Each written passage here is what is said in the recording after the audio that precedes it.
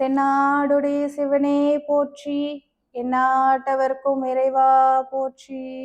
திருச்சிற்றம்பலம். ஆன்மீக அன்பர்கள் அனைவருக்கும் சிவத்திருத்தலம் சேனல் மூலமாக சிவமகாலட்சுமியின் அன்பான வணக்கங்கள்.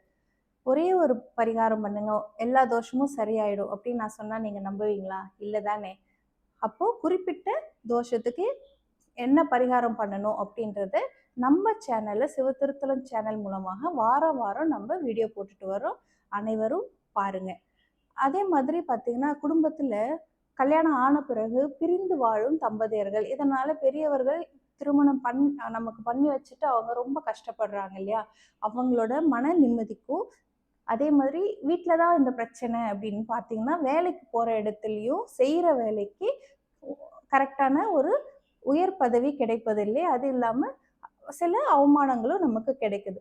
இப்படிப்பட்ட துன்பங்களை நம்ம ஏன் அனுபவிக்கிறோம் அப்படின்றத பார்த்தோம்னா, நம்ம கிரகங்கள் எங்கெங்க அமைஞ்சிருக்கோ அதுக்கு தகுந்த மாதிரி தான் நம்மளோட வாழ்க்கை சூழல் அமையும். அதுக்கு சரியான பரிகாரத்தை நம்ம தேர்ந்தெடுத்து கரெக்டாக பண்ணிட்டோம்னா நம்மளோட வாழ்க்கை சுபமாக இருக்கும்.